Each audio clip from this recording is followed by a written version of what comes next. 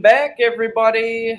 I know. It's a Saturday morning, so shout out to anyone that's tuning in on a Saturday morning, so we didn't really give too much of a heads up on this. But we figured we had to get a little Detroit Lions cut episode out and a mini preview before our big old Thursday night game. But don't worry, Tuesday, maybe Wednesday, maybe even Monday. But before the Lions Thursday football game, we will have a full Chiefs-Lions breakdown. We'll just do a little teaser at the end of this episode. This will be mostly just me and Julius breaking down some of the cuts, some of the practice squad returners, and all that good stuff. So, Julius, my man, we were just discussing a minute ago about this Peacock nonsense and how we're going to have to figure out how to watch the Michigan game. So, any other struggles I need to know about some of these other streaming services? Am I going to have to, get Netflix to watch some football games?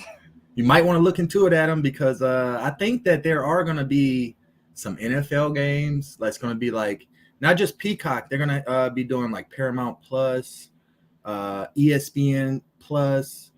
There's going to be a lot of little different things. So watch it out. I think college football is like the guinea pig with it all. So we get a taste of it week 1 in Michigan. So yeah, they rolled it out a tad bit in baseball this year. I got a little taste of it with a couple Tigers games where I was like trying to look for Bally Sports, and then I look on ESPN and it's like Peacock, and I'm freaking out thinking, what Peacock's got the game? What the heck? Do I have to go buy a subscription?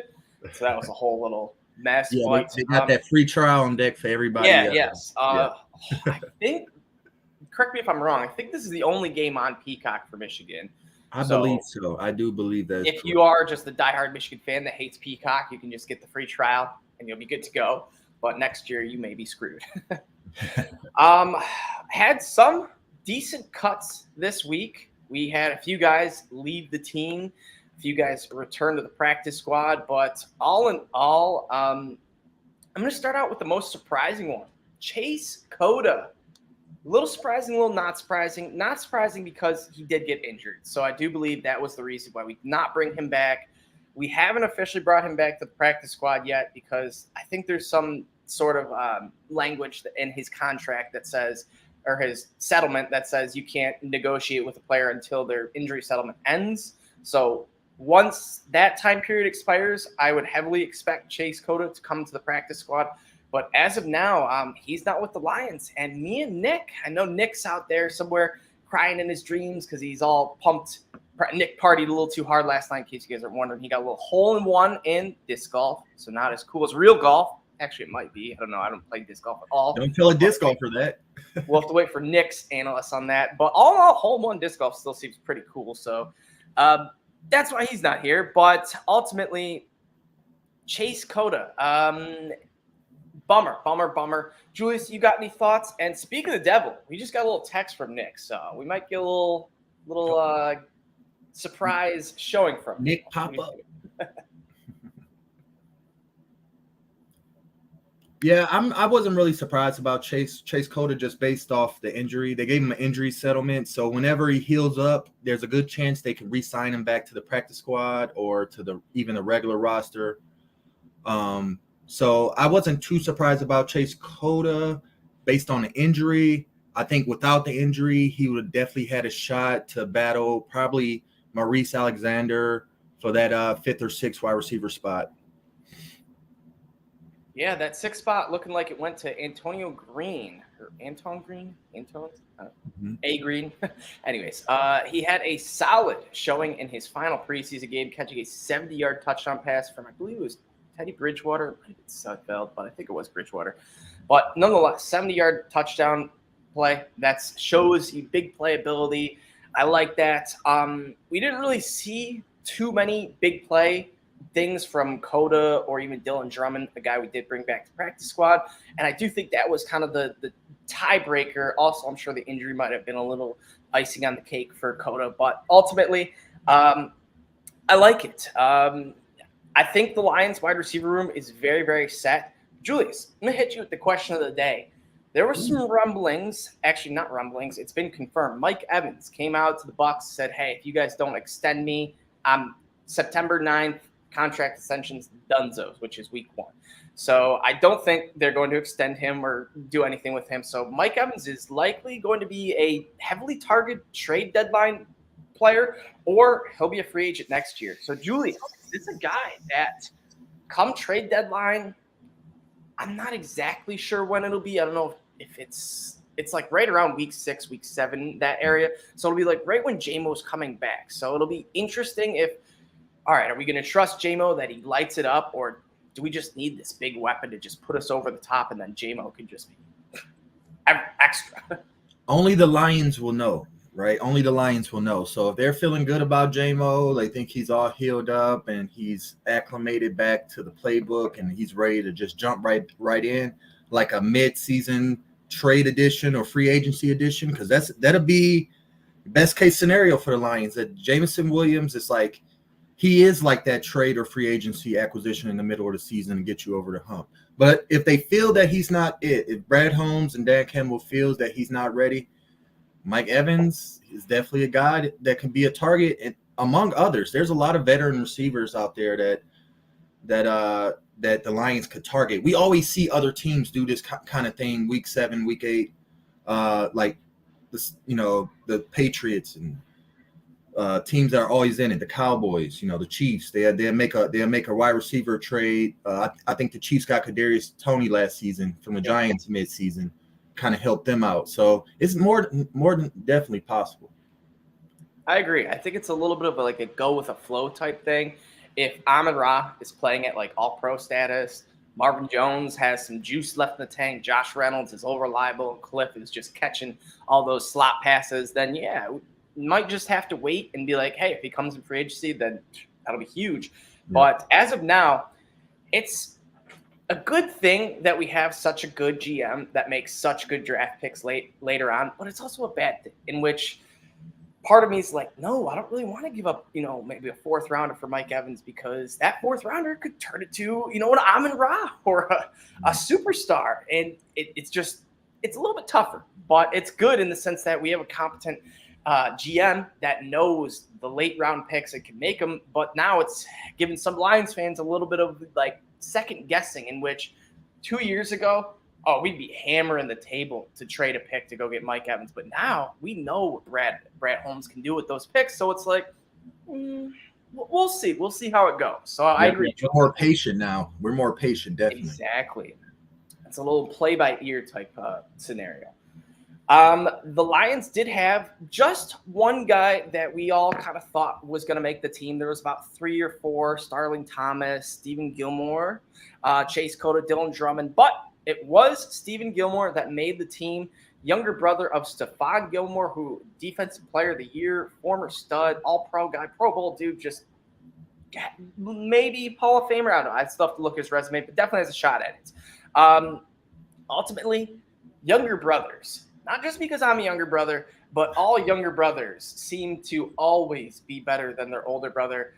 Typically in the pros, maybe not just your average Joe, because my brother could still kick my ass in basketball. But if you're looking at some of these examples, the Watt brothers, we saw how good J.J. Watt is. Now look at T.J. Watt. He's every bit the same. The Bosa brothers. There's just I guess Peyton is older than Eli. And so there's one flaw. But ultimately, you typically get a younger brother that's just trained with that older brother, all his older friends, his entire, high school, middle school, even college perhaps. And he's just kind of built better. So Stephen Gilmore made the 53-man roster. We'll have some opportunities with, Mosley. I don't expect us to just thrust Mosley right back in. We did activate him off the pup, but I wouldn't be shocked if we see some Stephen Gilmore. So now, Julius, we'll fire it back to you. Were you surprised that we didn't keep any more cornerbacks than Gilmore? Because there was Starling Thomas that we had to let go.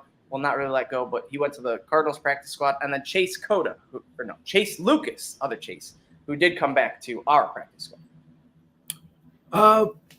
There were some surprises. So Starling Thomas, I thought he was better corner than Khalil Dorsey throughout the preseason, and I still hold a little grudge over Khalil Dorsey for injuring what's his name? Shane Zilster, our friend of the show, Shane Zilster. Friend of the show. So hey, shout out to Shane Zilster, friend of the show. Best of luck out there, but I still hold a little grudge for Dorsey. A cornerback 5, a cornerback 6, taking out friend of the show like that. But that's besides the point. I thought that Starling Thomas was the better corner, so I was a bit surprised. He didn't even get picked up on our practice squad. He's waived and ended up being signed by Arizona. Yep, he's on their practice squad now. So, yeah, that's a waste over there. Chase Lucas, I think he definitely has some potential to be a pretty good nickel corner. So I like that we kept him around the practice squad. I still would have probably preferred Chase Lucas making the active roster, especially on special teams over Khalil Dorsey. I'm just not a big fan of Khalil Dorsey, but it's okay. Craig Reynolds made his way back to the team, so I kind of figured that that's what was happening with that. They were just moving numbers around to get Craig Reynolds back. So there really wasn't any big shock other than Starling Thomas, I would say. Yeah, I agree. Craig Reynolds was a wild roller coaster. At first, when we cut him, so it wasn't like we waived him for him to go to practice squad. So there was some hopes that he would come back, and all of a sudden we went out and signed Bam Knight to the practice squad. So people are thinking, oh, maybe we don't bring Craig back. I don't know. It's not look like he's coming back. Well, bam, we placed Julian Okora on IR, and Craig Reynolds is back, not just to the practice squad, but to the active 53-man roster. This was Brad Holmes' plan all along. We still have some depth on the practice squad. We brought back our Mr. Netflix, Craig Reynolds, heart of the team. And now we're good to go. We got some depth on the running back side. We don't just have Gibbs and Monty there. Craig Reynolds now is that third running back. So, yeah, it was a bit of a roller coaster in which I probably tweeted out 4 or 5 times goodbye and hello back to Craig Reynolds just because I thought he was gone for sure. And then I saw, oh, no, we're probably bringing him back. And then we signed Bam Knight, so he was good. Yeah. And think about it. If you think about it, it's really easy to lose 2 running backs in a game in the NFL. Like, we could have legit had friend of the show, Jason Kabinda, taking 20 carries, for the Lions at fullback. If something bad happened injury-wise in the game, it's always great to have a third running back. And then we did have a little bit of a problems, issues, I don't know, whatever you want to call it. Some kicking issues are starting to arise once again. This last preseason game, we saw Riley Patterson, the man who we seemed to cut Michael Badgley for and in favor of Patterson. He was short on a 53-yarder, which not the best, and then he missed an extra point. So tough outing for his last preseason game, but Dan Campbell still says he believes that Riley Patterson is a guy that just moves on to the next game. So he's not thinking about this, which is good. You can't have a kicker that's like, oh my God, I can't believe I missed this extra point. Then it gets to their head, and then they Brett Maher or Cody Parkey and just go double doink craziness. So we do have a little more kicker drama. We brought back Michael Badgley to, give us a little security blanket. Badgley was solid for us last year. He was like your typical average kicker. He made some 50-yarders. He missed a couple, but he was pretty consistent inside of 40. That's pretty much all I want. I just want a dude that's just an ace from inside of 40, not missing any extra points. If you don't hit your 50s, if you're a little short, it's okay. If you're more accurate on, inside the 40s, but that's what I thought we were getting with Patterson, and now he's a little bit rusty. So, Julius, any concern, or what do you make of all this kicking issues going on? Well, I just think back on the times when we didn't worry about kickers with Matt Prater and Jason Hansen, and now this is one of our biggest, if not our biggest concern. Is that the Lions, have a kicking problem where we're losing close games because of our kicker only. Like, our kicker is our problem. So it's kind of weird problem to have. However, I would advise Brad Holmes to pull the trigger and make a trade for a proven commodity if possible, just to get rid of all the uncertainty, because the more uncertainty there is, the more pressure is going to be on the shoulders of whoever they want to bring in, whether that be Riley Patterson, Michael Badgley, or whatnot. So I would pull the trigger. I don't really know who's available out there, really. I think I heard Nick Folk, but I don't know if he just got traded. He did just get traded. See, the kicker pool is short. They might as well throw me an offer. That's how bad it is out there. So maybe we already got the right guy in the building, and Mr. Riley Patterson himself. So we'll see. So what I think happened is Brad Holmes may have jumped the gun just a tad bit because we gave up a 7th rounder to get Riley Patterson back, which, whatever, 7th rounder, that's fine. But now we just saw Nick Folk go to the Titans for a 7th rounder, Will Lutz go to the Broncos for a 7th rounder, and Dustin Hopkins go to somewhere for a 7th rounder. He was traded for the Chargers, the Browns, that's right. And there's been all this kicker just like switching back and forth. We'll say a guy that maybe I'll keep an eye on, Cade York. He was a former, I think, 4th rounder either last year or 2 years ago, and he just didn't have a good preseason. He missed a couple kicks, and then the Browns ultimately decided his fate, trading for Dustin Hopkins, and I believe he is cut now, so he's a free agent. So he's, maybe a guy to keep an eye on, but ultimately – I think we should be able to find a good kicker between Patterson or if we go back to Badgley. I like that we did bring in someone because we did we waived Parker Romo, that undrafted free agent we signed. He's now with the Bears, sadly. So I don't know why I just knocked. I was thinking something else. But I like that we have some competition now because it seemed better last year when Badgley was like, oh, crap, this Patterson guy might be stealing my job.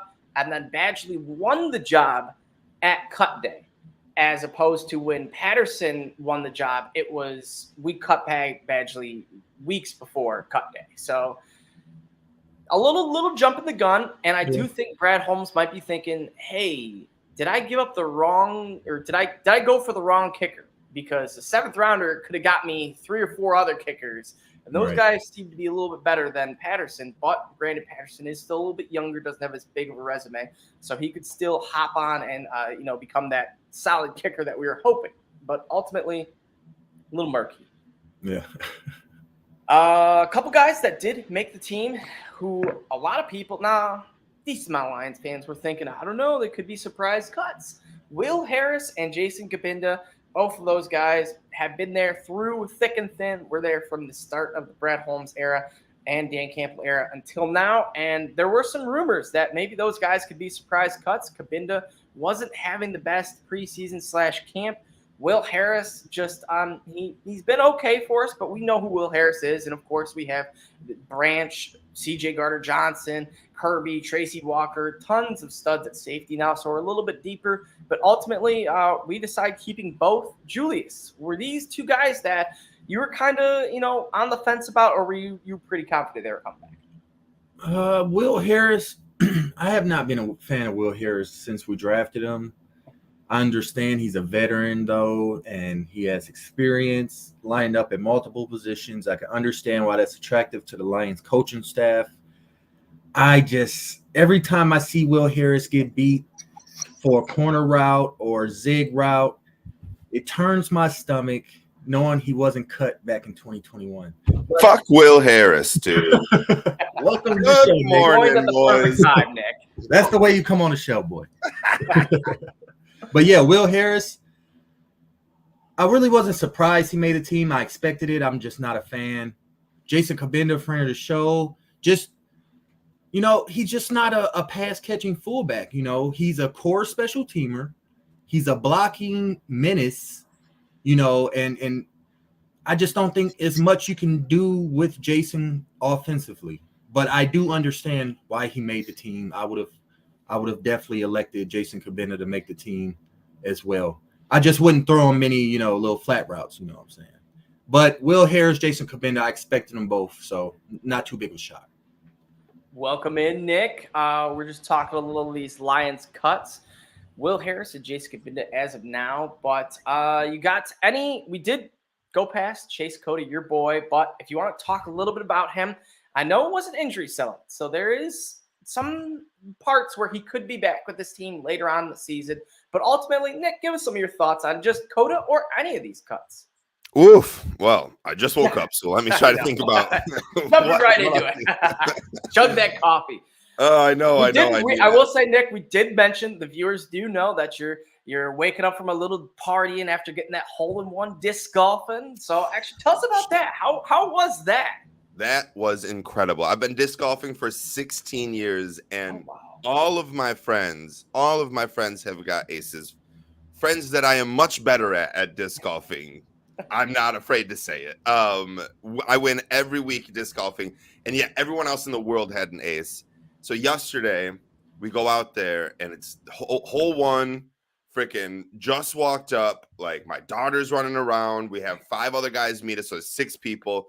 We flip for teams. We figure out our teams, and I was like, I'll just shoot first. So I just go up there. I haven't thrown a disc in, I don't know, 3-4 weeks. It's been a while. And I just whip that thing, and it soars, skips on the ground, and right into the basket, and everyone just throws their arms up, and I start running around, dude. There's other people watching and shit, and I was just, it was probably one of the best moments of my life. Something I swear to God I'll never forget. Like I'll just never forget that. Like it's not as cool as getting a hole-in-one in golf, obviously, but it's something I've tried for 16 years. Thank you, Mary. 16 years tried to do, and finally got it. That was, guys, I cannot tell you how good that felt. The only thing that'll feel better than it this year is every Lions win. 17 Lions wins. Agreed. And yeah, Nick, I gotta say, me and Julius were talking about. I don't know if I asked you if you play disc golf, but I was thinking, I don't know how hard it is in disc golf, but you said yourself 16 years. You did say a few of your buddies have it already, so probably not like a hole-in-one in golf. But Right. Give us something to compare it to. I assume it's a little bit harder than I'm trying to. I know that's tough. I don't want to say strike because I definitely it's got to be harder than Yeah. It's. I don't know. Is it safe to say it's almost like dunking? Like okay. How far away was the shot? 302 feet. That's a long shot. So it's 100 yards. Okay, it's so 100 yards. It's like a nice chip, like chipping in for eagle. Yeah, that's something I would put it towards. Sure. Yeah, not a hole in one, but like a chip in. Nice from a far distance amount for an eagle. Yeah, and really fun. Like it just you melt. Your whole body melts when it happens. Like it just I got a picture of it. Wrote on the back of the disc, this is my ace disc. Like I'm gonna frame that thing. Like I love it. And it's gotta be a little bit more special just waiting the 16 years as opposed to just going out your second time disc golf and just getting the lucky one, and now it's like, yes. Dude, that's so true. It's so special because of it, dude. Like I freaking waited so long and like would get ridiculed, man. We would be there drinking with the boys every weekend, and every weekend I would hear, oh, well, Nick doesn't have an ace and this and that and this, and they would just rub the shit in, and I would get pissed. And finally I'm part of the group. I am now a part of the ace group, and it is ecstatic. Less ecstatic about Chase Cota, old Coca-Cola, running away from us. It was an injury settlement, and I didn't read much into it. I just saw it was an injury settlement. He didn't make the team. Is he gone? Well, no. So I do believe I don't know how official this is, but I did see someone commented back on the Chase Cota thing saying we haven't brought him back to the practice squad because of the injury settlement, and there has to be a time period that goes by for him to clear off the injury settlement, the settlement to expire, something. But basically, we can't add him to the practice squad, or I don't think anyone can until his settlement, whatever it is, expires. Because we did that with like 4 or 5 or 6 guys, didn't we? Am I crazy? Am I just like there's a lot of? I think Zylstra got it as well. Yep. So it gives the team a chance to re-sign them once they heal up, though. When they do that, I'm okay with that. So what was Coda's injury? Did we know? Does anyone know? No, they never really announced it, which was interesting. So I don't know if it was something like super bad and they just didn't, want to say it, or if it was just something minor. One of my favorite movies. This is a sprained ankle. It'll only be out a couple weeks. Right. I loved Coda. He was my man. I was hoping he's making the roster, but he didn't. Onward and upward. Let's move on and get ready for Kansas City. I don't care who the hell's on our team, man. They can put me on the team. I'm ready for that game. I will say one guy we did bring to the practice squad. I think this was our only notable name that we brought from a different team, and that was Bam Knight, running back for the Jets. And honestly, this was a steal. This was a guy who performed very well in the last few games of the season due to Breece Hall injury, Michael Carter getting banged up, and I think there was another guy that got injured for the Jets. And this Zonovan Bam Knight, gets vaulted into this starter role, and he actually did pretty good. While you guys are talking about, I'll look up his stats, but he kind of just got the odd man out on the Jets. They drafted a running back in Izzy Van Dyke, or whatever you say his last name. They signed Dalvin Cook, obviously, and then they have Breece Hall, a superstar in the making. So it's like, how do we do this? And also Michael Carter, a guy I think was a 3rd-round draft pick just a couple years ago. So it was pretty much inevitable that Zonovan Knight wouldn't make this team. He is a very good player. He's on our practice squad for now, but don't be surprised if he swaps spots with our boy Craig Reynolds and takes that 3rd spot, or even any type of injury. He is next man up. Yeah, I liked Bam Knight and know him from my fantasy days in 2021. All fantasy guys know Bam Knight. Yeah. He had a good couple games. Waiver king. Yeah, exactly. I like him, right? I don't know. I mean, he's not moving the needle much for me. I don't think he's going to come in and all of a sudden we just found this amazing treasure of a running back, and next thing you know, we have Derrick Henry and Bam Knight. Like, I think he's maybe a little bit. I think he's more athletic than Craig Reynolds, but Craig Reynolds knows our system and knows what our coach is like. I don't see Bam Knight taking anyone's job, but you're right, Adam, when you said as soon as an injury happens, which hopefully doesn't, but it is almost inevitable at a running back position. It's not a matter of if, it's a matter of when you're going to get injured. We have a very good 4th-string replacement, one that I would say is better than the guys that we were trying out this year. And I honestly, because I woke up, can't even remember their names right now, but who was our one guy? Jamar Jefferson. Who was the other guy? The Ibrahim. No, Ibrahim. Mo Ibrahim. He was injury settlement too. There's another injury settlement. We had the Beniki, I forgot his name, but oh, you're right. Yeah. I think he made the practice squad as well. No, maybe not. Yeah. See, we had a lot of running backs. They're all just playing 4th fiddle right now. Like, it's Monty's and Gibbs' game, and I think Craig is still our running back 3. I think the way we got rid of him and brought him back was literally and only for like money purposes. Like, it cost us nothing to get rid of him. We knew no one would sign him. We knew we could bring him back, and we knew that by doing that we could, like, I don't know on the business side of it, but I have a feeling that Brad Holmes wasn't like, I hope someone takes him off waivers. It was like, let's just get rid of him. It was a slick move where it was like, hey, if we cut him now and don't just waive him, sure, anyone can go, just snag into their 53 roster, but they can't put him to his practice squad. So if they really like him, they're going to have to really like him. And the next day allowed us to put June Okora on IR. I don't know why we couldn't have just put Okora on IR that day and then do it, but there was NFL days. There was a correlation between it. There was. Like, we did that for Craig Reynolds for a reason. And so that's what happened. We put Okora on IR, and then we brought Craig Reynolds back with that extra little spot, costing us no one. We didn't have to waive him because if we did waive Craig Reynolds, I do think there is a chance that he goes to a practice squad. The difference between getting outright cut and being waived is when you're waived, you could go to practice squads, have a chance for that. When you're cut, it's just you're an open free agent.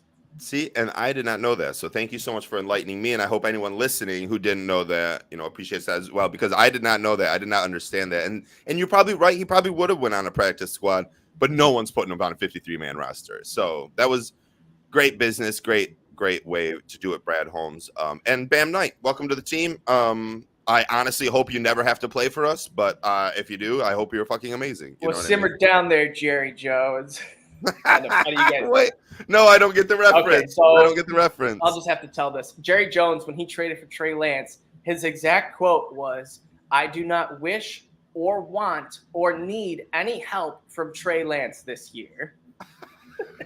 And I was like, all right, we get it, Dexter guy. You don't want him to get injured, but this dude, you just traded for him. Don't bash him. And for anyone who doesn't know, Adam and myself went and drafted Trey Lance in like the 11th or 12th round. I was a big Trey Lance truther.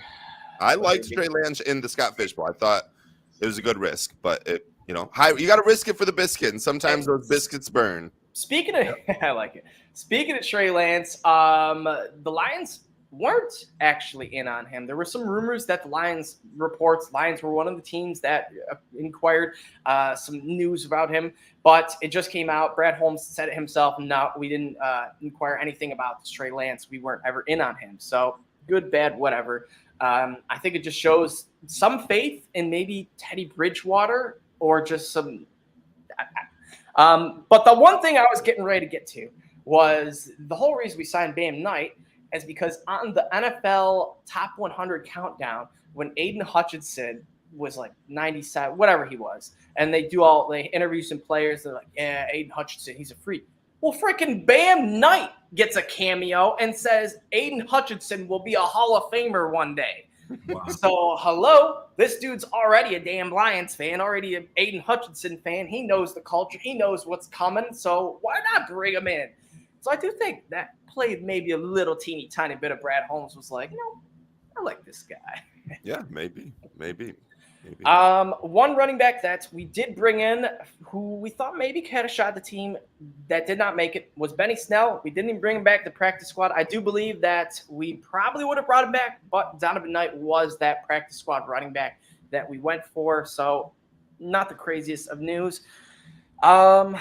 That seemed like, though, that we're getting in on the Mike Evans debate. Did you guys talk about that? Yeah, we did talk a little bit about that. I asked Julius if he would want Mike Evans, and Nick, we were kind of in agreement of yes and no, because we have a GM that's an ace with late round picks. And if we're looking like we don't need Mike Evans, I wouldn't be opposed to, just holding on to these picks. We do have J-Mo coming back, but if it's looking like we need someone to be put over the top, go for it. Give him the third, give him the fourth, whatever. But what would you be comfortable trading Mike Evans for, if at all? I feel like I woke up on the wrong side of the bed. All right. Our GM has no idea how to handle wide receivers, in my opinion. Monroe St. Brown was a great pick. Don't get me wrong. It was an amazing, great pick. Every single other wide receiver we have signed and or drafted with Brad Holmes has been a bust. That can include J-Mo if you wanted to, or it can't. Or you can just say, no, that doesn't include J-Mo yet. He hasn't played enough. That's fine. I don't really care about J-Mo right now. What I care about is every single one of our wide receivers. The Trinity Benson era has ended. All these wide receivers that we bring in that are trash. And right now we're hanging our hat on 46-year-old Marvin Jones, Josh Reynolds, Khalif Raymond, and Antoine Green, where if Brad Holmes is such an amazing GM at drafting wide receivers late, then Green probably should just be as good as Jameson Williams, right? And why the hell did we even draft J-Mo? Honestly, our wide receiver room is depleted. And Mike Evans on the outside with Amon-Ra on the outside, and let J-Mo run the slot. Let J-Mo just take the slot guys deep and have a linebacker or safety try to cover J-Mo out of the slot. Good luck. Would be so fun to me. It would be so fun. And what it would cost us a third or fourth rounder, meaning we lose a Broderick Martin. I mean, Levi Onzawerke is going to start over him this year. We still have Isaiah, but like eliminate. I'm okay with getting rid of up to a third rounder. I won't get rid of a second rounder for Mike Evans, but up to a third rounder, I'm like calling Tampa trying to get this. I have said this hundreds and hundreds and hundreds and hundreds and hundreds and hundreds of times, and I'll continue to say it. This is our window. When Ben Johnson leaves, our team may not be up to snub. It might not be. We don't know. And what I do know is that we're very talented while Ben Johnson is our offensive coordinator. That's why this is the year, because if we get NFC Championship bound, he's gone. He's gone. And I just don't know if I trust whoever comes in to be our offensive coordinator to immediately get us right back up and running. Right back. If we had a coach like Andy Reid or Sean McVay, who really was the offensive guru, then it wouldn't really matter who your offensive coordinator is.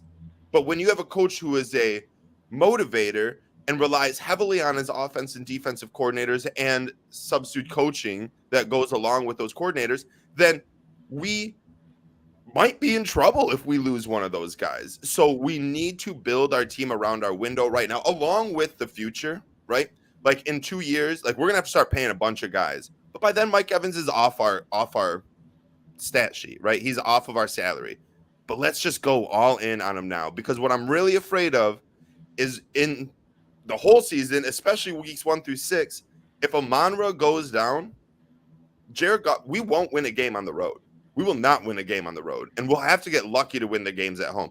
Jared Goff has proven us that he sucks on the road. Have you looked at his splits from last year, the last 2 years? He is fucking god-awful on the road. And without Amon-Ra St. Brown, what if St. Brown goes down in first quarter this year against Kansas City? Right, just for a couple games. Then we're out Kansas City, Seattle, Carolina. What if we're out those 2 games with St. Brown? Our best receiver is going to be Josh Reynolds, Marvin Jones, Antoine Green, Khalif Raymond. Like, we're screwed. There's no reason that we aren't doing anything and everything we can to bring in a big name wide receiver. And I'm right here with Justin, who was saying Hopkins needed to be here, but Detroit didn't want. Hopkins needed to come to Detroit. Hopkins would have been better than Mike Evans. We should have paid up for Hopkins. We should go pay up for Mike Evans. This rely on Trinity Benson and Tyrell Williams and Marvin Jones and Khalif.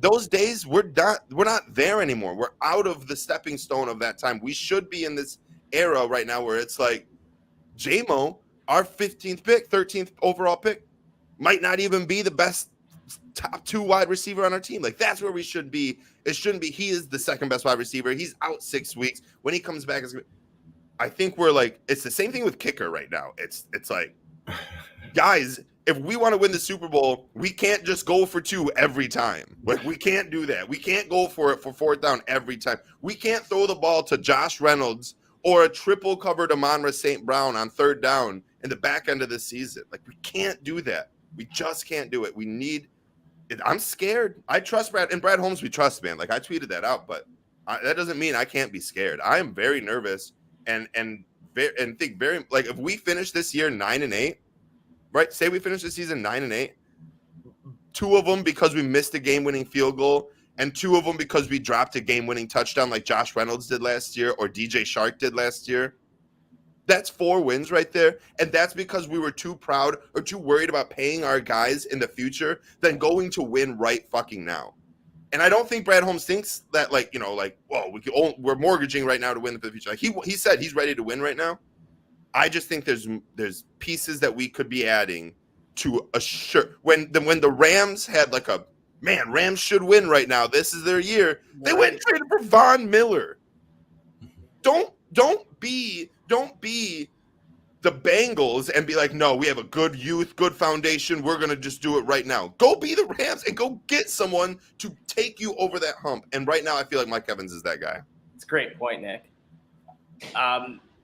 Mike Evans, yes, I do think he is that dude that takes us over the top.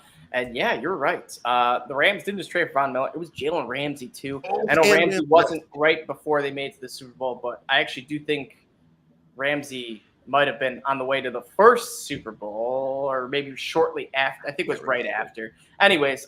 They got a bunch of people, you know what I mean? Yeah, like, nonetheless, you need to bring the hammer down. And we're in an interesting circumstance where it is this year where not a lot of teams get an opportunity where it's like their first year to win is like the year. Typically, it's like make the playoffs, win a playoff game, NFC Championship, Super Bowl.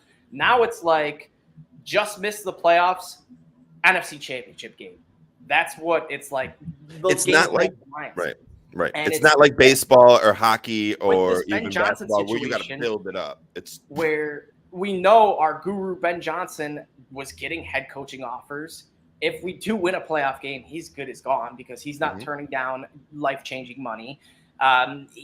It's basically this year or we try to figure it out the next 2-3 years. So, Julius, you want to weigh back in on some Mike Evans talk? Your opinion get changed? Yeah, a little bit. I mean, Mike Nick's Evans. good at this stuff. I'll take Mike Evans for a 3rd round pick right now. I really would. I mean, I take it for anything. I'm not taking it for a 2nd. You're right about that, Nick. But I take it for a 3rd or anything else. I'm kind of worried, but at the same time, I'm interested to see if we're worried for no reason because Ben Johnson's offense is so dedicated to the offensive line and the running game and the tight ends that we don't speak of, that we just ignored the rest of the depth chart down the wide receiver line. But the guys like Khalif Raymond, I know they can be productive. You know what I'm saying? Josh Reynolds, I'm a little bit more worried about because I feel like he had an off year last year compared to what we thought. And I think he had an off training camp too, based on what I read. And then there's the JMO thing. I think you're right, Nick. It's not good that JMO is the second best wide receiver. Like if we had a solidified wide receiver 2, we would not worry about all this JMO hoopla would not be as serious. But since he is so important to our offense per se, there's the panic. So I wouldn't mind it.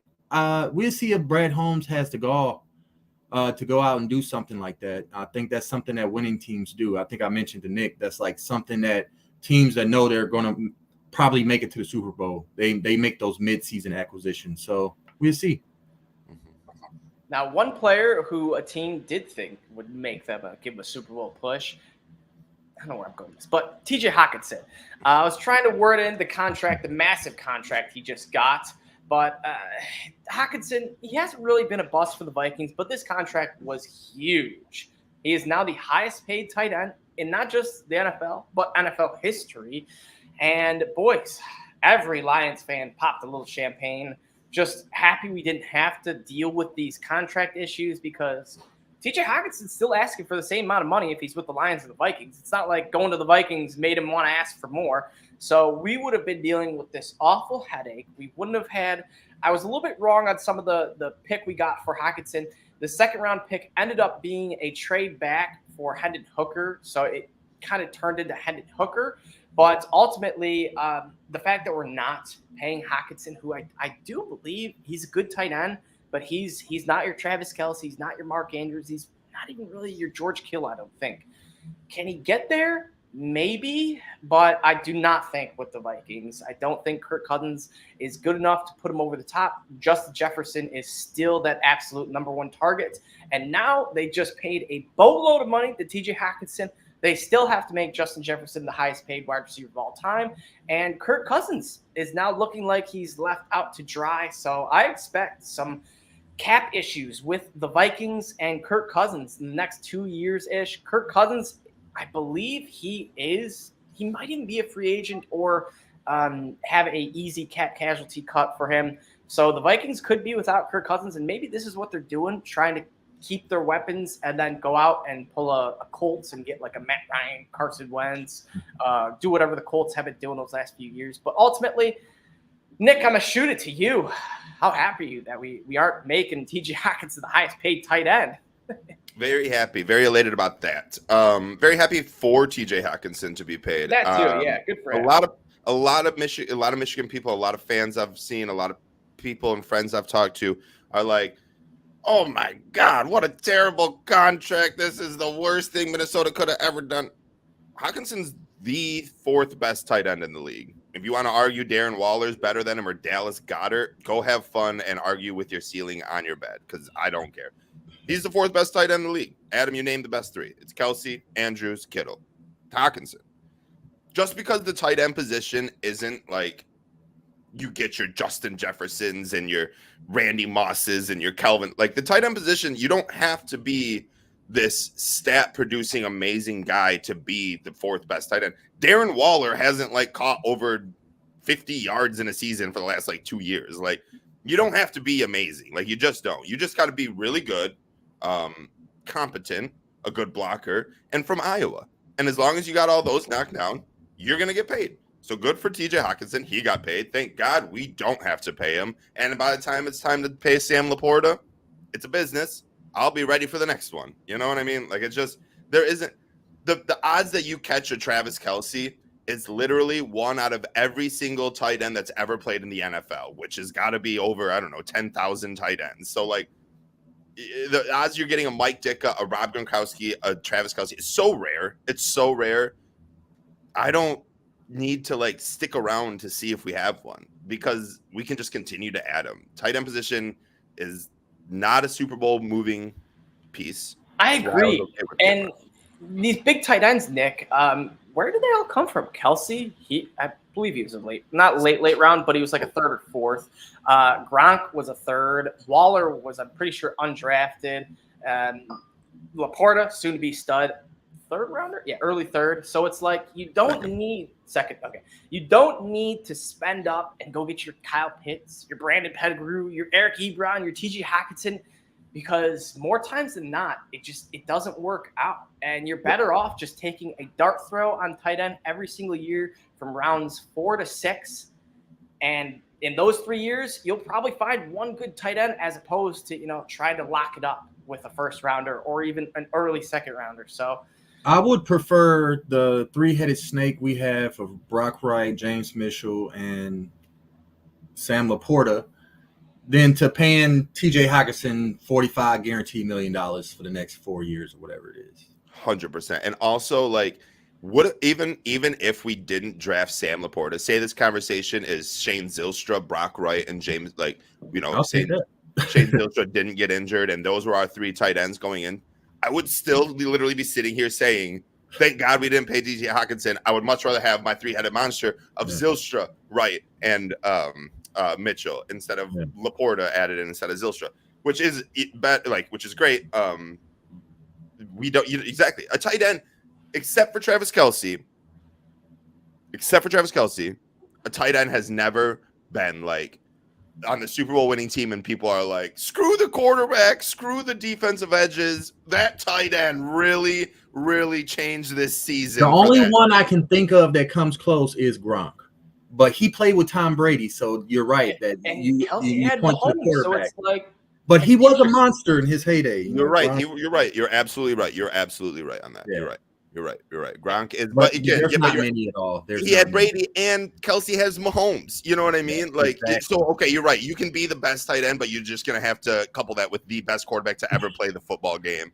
So if you got that, then yeah, maybe a smart tight end is really good. But if you just got a nice run-of-your-mill, average Jared Goff quarterback out there, then our tight end is not make or break in our Super Bowl. It really just isn't. It's our offensive line. That's a huge point, Nick. Honestly, because it's kind of weird that potentially the 2 best quarterbacks of all time, the 2 best tight ends of all time were paired together. Isn't that weird? And it's like, and Peyton Manning made his tight ends very good. Dallas Clark and who was the Denver Broncos rookie tight end that caught 85 touchdowns that first year? Does anyone remember? Julius Thomas. Oh, it was Julius Thomas. Way to go! Way to go! Great name. I forgot all about Julius. Me too. Great call out, Adam. Good job.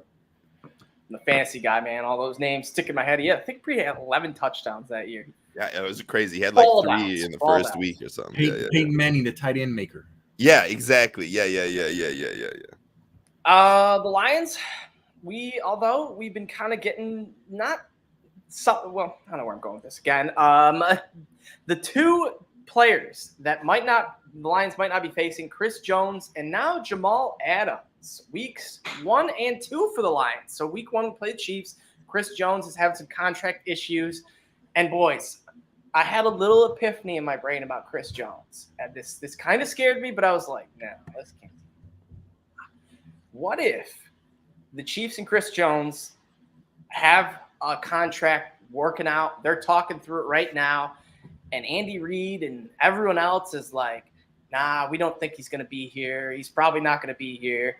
And then come Wednesday evening, bam, big old extension for Chris Jones, and the Lions are thrown off a bit because I'm sure they're expecting to not play him. So are there any worries that the Chiefs might be trying to pull a fast one, or do you think Chris Jones is really just trying to get the biggest bag of the world? Granted, he did give up $1.8 million, so I wouldn't really expect him to try to, okay, it's week 1, I'll take $1 million, a couple million less to, play week 1. He is, if I don't get the most, I'm not playing, period. I've already given up $1.8 million. Money doesn't matter. I'm getting more. So any type of concerns for this little fast one the Chiefs could pull? Julius? Nope, I'm not concerned about it. I think that this is total contract dispute based. I don't think the Chiefs care to go to do this against the Lions, to pull a fast one to try to beat us week 1 after they get their rings put on their finger. I just think Chris Jones just won his money. So good for the Lions that this is the time that he wants his money, because if he doesn't play, if he doesn't play, our offensive line Makes the life run is a game lot all easier. easier. Everything is a lot easier for us.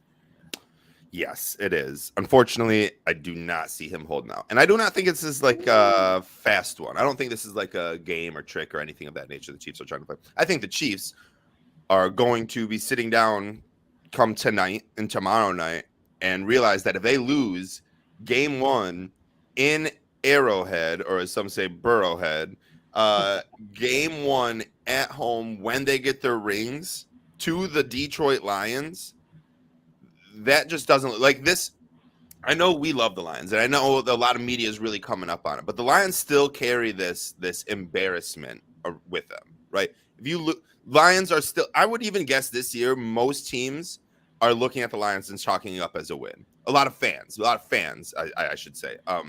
It just, the Lions have an embarrassment of riches of embarrassment, right? Like, we are bad, and no matter how good we are, no matter how many times Kyle Brandt or Dan Orlovsky or whoever wants to like talk us up, we still carry this embarrassing weight with us, and teams are embarrassed to lose to us and expect the SOL, right? They expect something to happen where they win. The Chiefs are just like, Chiefs fans at least are like everyone else, and I bet the Chiefs owner is just like that, where he is refusing to lose to Detroit at home week 1 while they get the Super Bowl rings. Like that, it's worse than losing, we'll say, to like the Chargers or the Bengals or the Bills or a team that carries weight. Like, we just don't carry weight right now. And I think because of that, he's going to look himself, the owner of the Chiefs is going to look himself in the mirror and say, we need to get Chris Jones on the field because we can't lose to the Detroit Lions of all teams. This college football, high school football team, we can't lose to them. We can't lose to them, which is great because when we come in and we punch them in the chin and we knock them down, it's going to be awesome. But I think because of that thought process, you're going to see the Chiefs give everything to get Chris Jones back. As for Jamal Adams, that's injury, right? They're not rushing him back. I don't think he might be back. And if he is back, like, that'll be his first time practicing the week before in his first game, and how, like, I'm not that worried about that, honestly. Chris Jones will make an immediate impact, and I would love to see him not on the field. Normally, you know me, Adam, I'm the guy where it's like, I want Aaron Rodgers on the field so I can beat the Packers. You know, I believe I said that many times last year. I want the best of the best, because to be the best, you have to beat the best. I don't need Chris Jones out on that field. He can stay at home. I love the video you posted, Adam, of Kelsey just like begging him to come back. Literally said, I'm begging you to come back. Like, the Chiefs are worried. I'm telling you, teams are worried. They need Chris Jones back. I will play this game without Chris Jones, but I don't think that happens. I do think he's on the field against the Lions week 1. You make a great point, Nick, where the Chiefs, the Lions, we don't carry any weight. You ask any casual fan outside the Midwest, they're like, oh, the Lions? Yeah, they might win like 5 games this year. I've heard a couple things about them, but it's the Lions. They're not going to win. And every Chiefs fan's thinking that. And if the Lions, you're right, if we do go into Arrowhead and we beat the Chiefs, we steal the ring ceremony and all this. We saw it last year with the Rams. Bills went in there. Granted, Bills were contenders and carried much more weight, and they beat them. We are contenders, but we don't carry weight. But the Rams fell apart after that. They were just squabbled. And granted, the Chiefs and Rams are very different Super Bowl champion teams, but there is a circumstance where it's like, if they lose the Lions, some fans will be like, oh my gosh, what's going on? Has Pat Mahomes lost it? And granted, all of it will just be chalked up to nonsense, but there will be casuals that will be thinking like that. And we see it even in the preseason.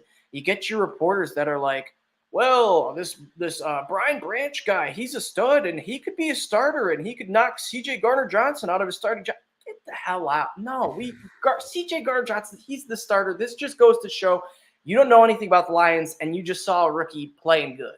So ultimately, tons of casuals, tons of media are still, like you said, well, this Lions team could be good. And I do believe we are in the same category as the Bears and the Packers to lots of casuals, in the sense of, oh, this Jordan Love, they could be good with him. Oh, this Justin Fields, they could be good with him. Oh, the Lions as a whole team, they could be something.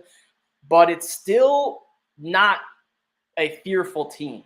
And there's still a lot of people that are like, oh, this is the Vikings division to lose. They won it last year. They were 11-5 and all this good stuff about the Vikings, but no. The Lions, we are still this underdog team. To a lot of people, it's going to take a few weeks, maybe like a decent win streak for us to be put on the map, us to be actual legit contenders and recognized by the media. But yeah, Nick, you make a great and scary point of the Chiefs thinking, we know how much you mean to this team. You are I think he had like 15 sacks last year. Big number. You're an important piece to this team. We want you here. And what's a few million going to cost us? You know, we're not even making Patrick Mahomes the highest paid quarterback. Travis Kelce isn't the highest paid tight end. So it's like we're saving money here. Let's go give it to Chris Jones. Now, hopefully they don't do that, but Mahomes did get a good deal though, right? 10 years for like it was a 10-year. It was like 450 million.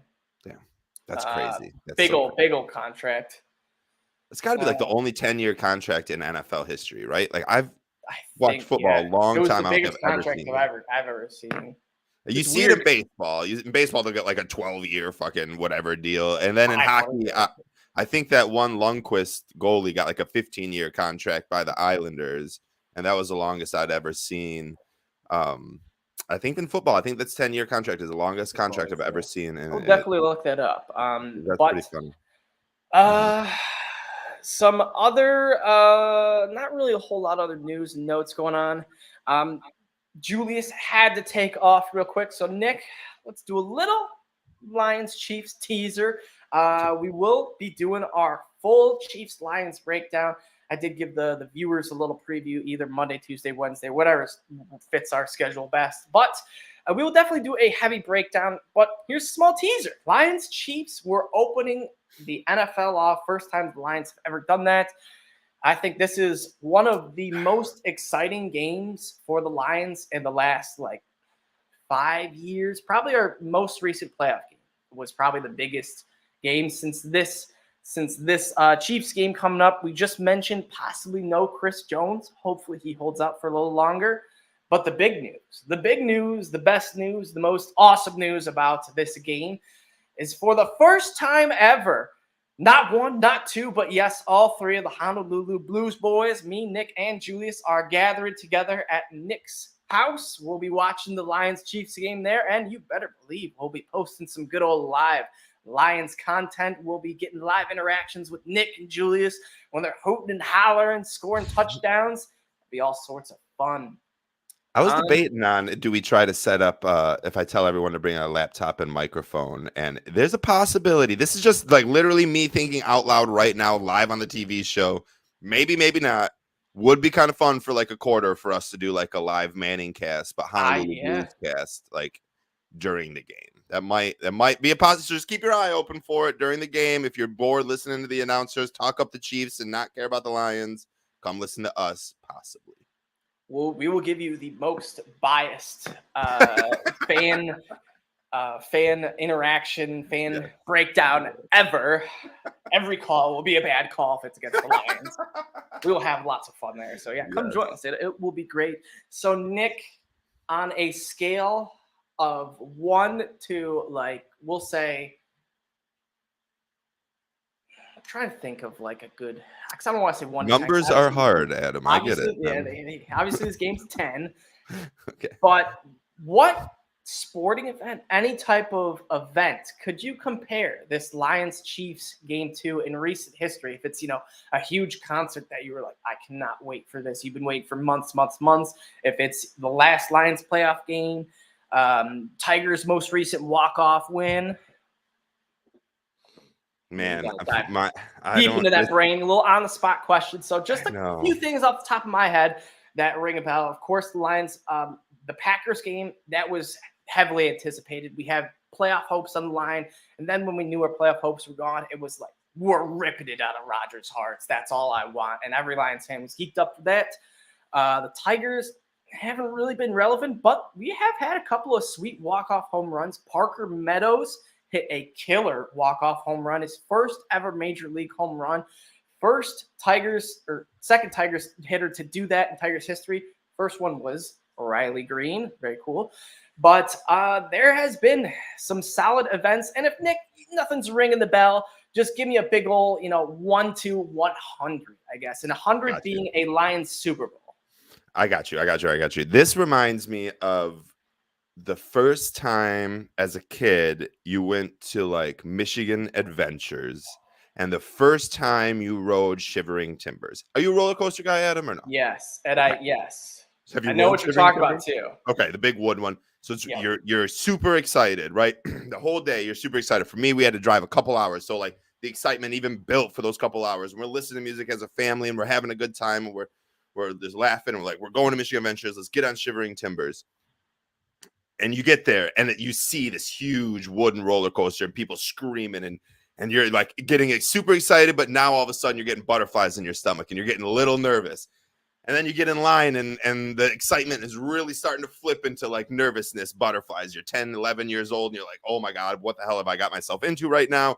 That's the start of the game, right? Then you get on and you start this uptick, and that's the Chiefs getting their rings, and it's just this uptick, and then you fall down, and that is going to be this Lions game. You will go up and down. It will be a roller coaster of emotions. It will be fun. It will be exciting. It will be nerve-wracking. You'll want to throw up after, before, during.